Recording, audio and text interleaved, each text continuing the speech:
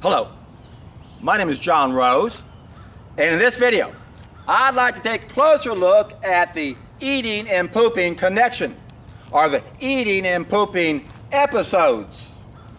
And that's because if you really want to be healthy, you have to be aware of this connection between what we eat and what we poop. We have to be aware of our bowel transit time. And I did a video on that a while back. I highly recommend watching that in conjunction with this. Go down in the description box below and take a look at that. And this is important because the answer is in our poop. So the question is, how are you pooping? Are you aware of this eating and pooping connection? I bet you're not. Now, I ask a lot of people if they eat healthy, and they go, yeah, I'm eating healthy. I haven't met one person yet that goes, yeah, I'm a raw vegan. I do meet raw vegans, but I usually don't ask them if they eat healthy because I can tell they're eating healthy. But I always like to ask that question to people who obviously need some help. And you got to figure out, well, how can you get their attention? Do you care about food? Do you mind talking about it? Most people don't want to talk about their food. Don't rain on my parade, right? Well, your parade is in a nightmare. If you're in the least bit constipated, life is not going to be any fun. And the vast majority of people on this planet are at least mildly constipated. If you're eating animal products 3 times a day, you're hugely constipated because you got at least 12, 15 meals backed up of rotting flesh in your belly. Why do you think you stink so bad? Eat some pork sometime and then see how it even stinks worse. How do I know that? I had a friend tell me that a long time ago. I can't even remember what that stuff smells like because I'm not around it that much. Although I got to admit, every now and then I'm riding out in the woods and there's a sewer out in the middle of nowhere, and I smell that and I think, God, our species is so disgusting to have waste matter that stinks that bad. So if you're eating meat, you're severely constipated.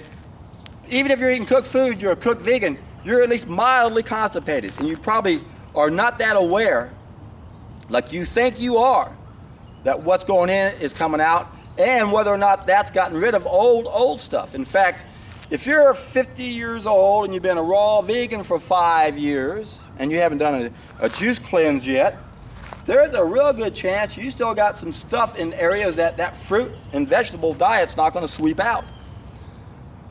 And myself is a great example because that's the situation I was in. I had a lot of herniated blowouts on my colon wall, and they only came out when I stopped eating anything at all and ran a bunch of juices through there. That's what pulled those things out. I had about 100 of them on me. And luckily I had a damaged system, so I had to start paying attention to what was going in and what was going out. It forced me to stop eating the wrong food because I was documenting everything. I realized I gained weight when I ate the wrong food. Well, luckily that organ has healed by now, but I still see the effects when I've done a few cooked food experiments about how that throws everything off. And I can guarantee you, you don't have a handle on your poop if you're not eating raw food. And even if you are, and you have, you may not have gotten to some old stuff that we really need to address.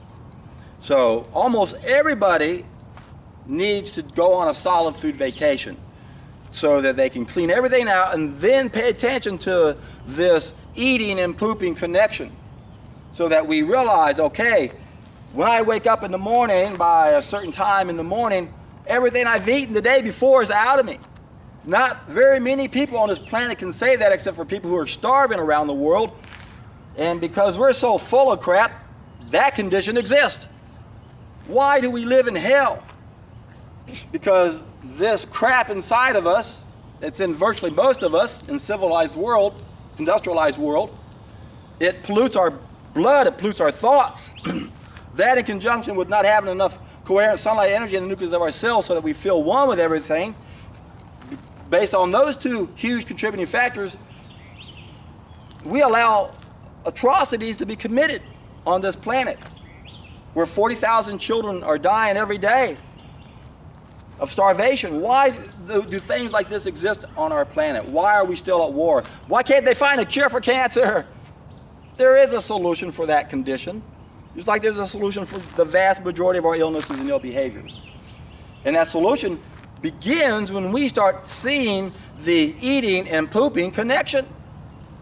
And you can only do that by cleaning everything out first. Even if you've been a raw vegan for 5 years, do a solid food vacation, and if you're still pooping in 1 week, a light bulb should go off over your head, and you should realize that you should go until you stop pooping. I always tell people, learn from my experiences. It took me 2 years on 6 different occasions before I woke up to that reality. And on the 7th fast, I decided to go the distance. The most exciting 90 days of my life. It took me 3 months to stop pooping. And I've been eating raw food for about 2 years. Not 100%, I was 60 the first year and 80 the second. But nonetheless, it really got my attention. And from that day forward, since I knew my system was damaged, I have actually documented not everything going in, but everything going out. So I really understand this eating and pooping connection. And why do I call it an eating and pooping episode? Because when I started to write a book on weight loss 28 years ago, it was based on my research that I did, my creation of what I call the diet analyzer, the anti-gluconeogenesis diet, where I came up with what I called eating exercise episodes. So I could keep track of my fuel tanks to make sure I had plenty of energy when I was competing athletically. And that's what made me want to write a book on weight loss, because I could prove mathematically how to lose fat. I kept track of everything in details. But it was all eating and exercise as well as other activities. So I kept track of everything. All throughout the day, I kept track of every minute of exercise, every minute of doing nothing. And I had calculations for what I did when I did nothing, and calculations when I did this activity and this activity. I went through all the calculations every day. And I knew 10 keep by touch, so I could whip through those numbers in no time flat. It probably would have taken the average person 6 hours to go through all those calculations every day, but it still took me a couple hours, 2 or 3 hours every day. I have well over 1,500 hours invested in this, because I did this for like 15 months. Every day I went through all the calculations. 7, 8 hours of exercise, 5,000, 6,000 calories. And I matched and I kept track of all the fuel tanks and how it was affected minute by minute. I really understand the eating exercise episode better than anyone on this planet. I understand this carbohydrate fuel tank. I kept track of how it was being filled up throughout the day based on what I was eating.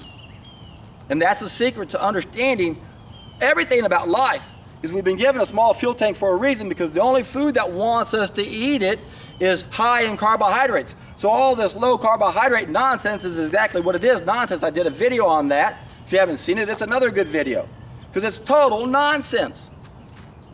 We aren't designed to eat foods that don't have the carbohydrates in it. That's the main thing we should be eating.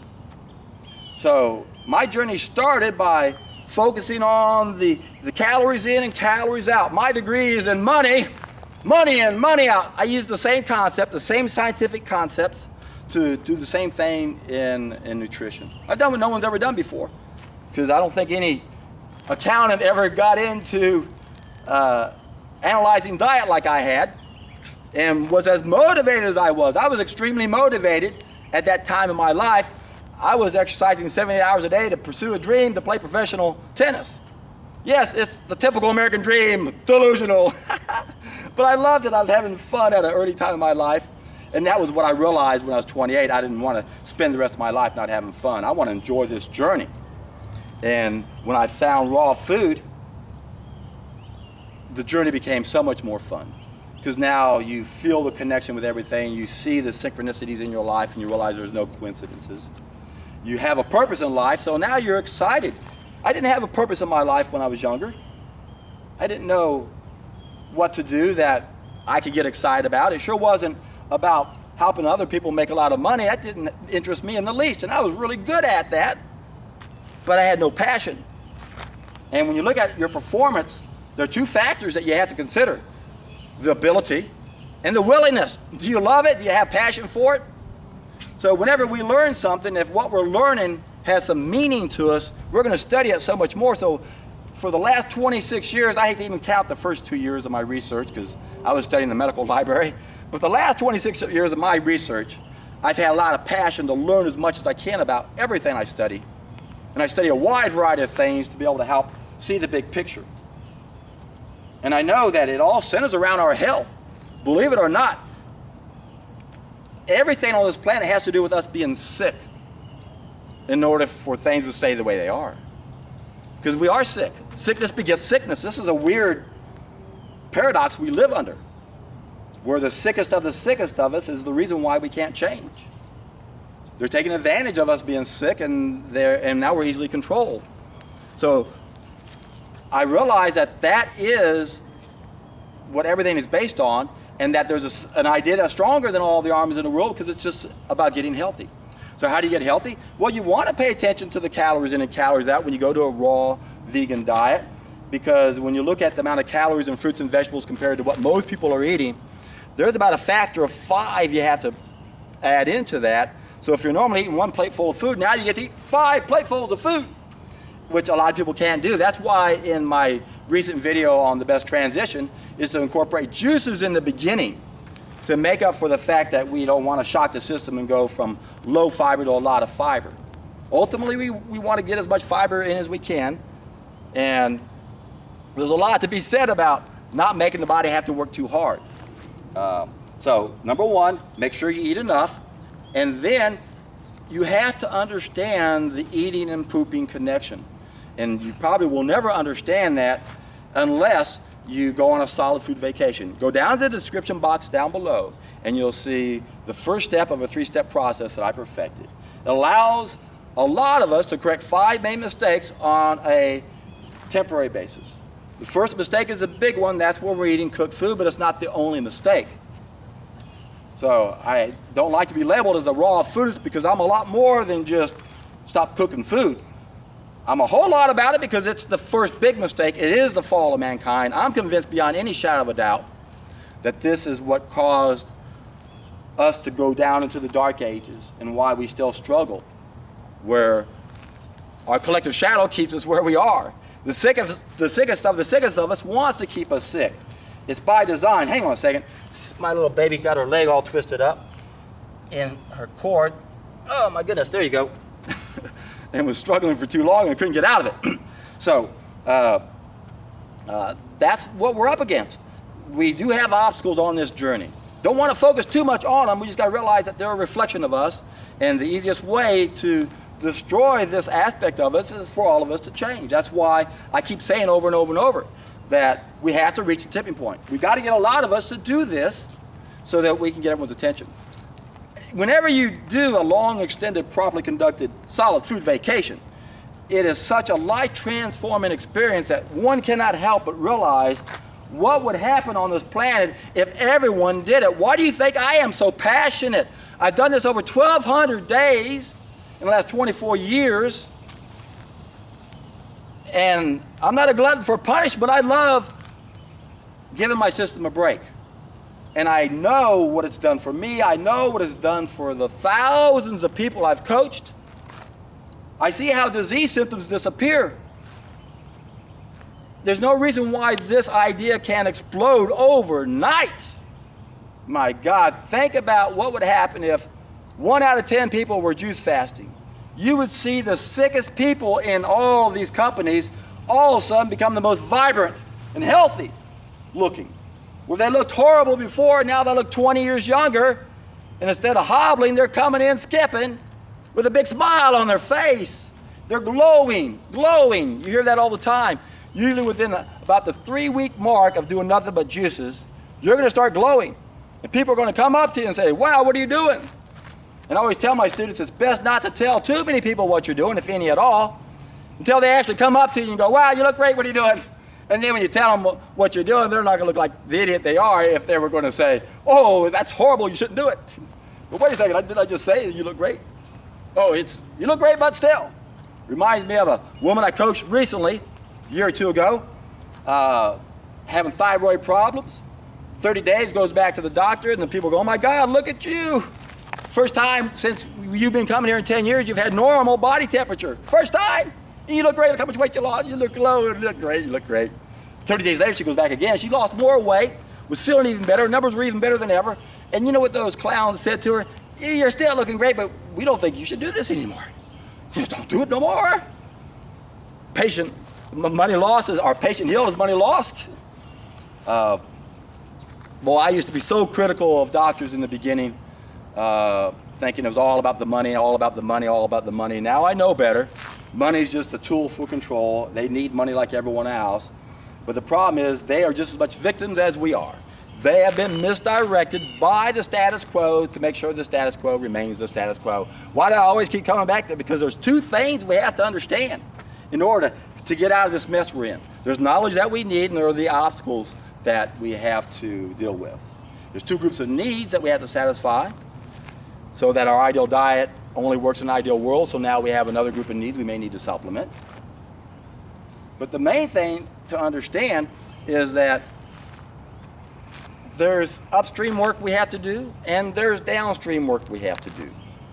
And just like there's two groups of needs, one is upstream and one is downstream. And also just like the knowledge and the problems of knowledge, the knowledge we need is upstream. We got to get reconnected. That's the biggest mistake we're not making. We're not correcting the fall of mankind. And then we got to go downstream, because we can't change everything we got overnight. And then society's got to change. We got to do work there. And the environment, we got to clean that up also. So it's an upstream, downstream solution. It's a bottom-up solution. You play a role, my friends. Every one of you play a role in helping us crawl out of this hell we created. And we could do it. And it can happen so fast. And when it does, I can just see it. I've estimated that easily within 10 years after we reach the tipping point, we will have changed so much by then that we will look back in horror and in disbelief at where we were and what we were doing and how we couldn't figure out there was such a simple solution to get rid of the vast majority of the problems that we face as a species. And the solution begins with you. You can take the first step down below if you haven't done so. And remember, when you guys do a long, extended, properly conducted juice fast, juice feast, solid food vacation, you're in for a treat.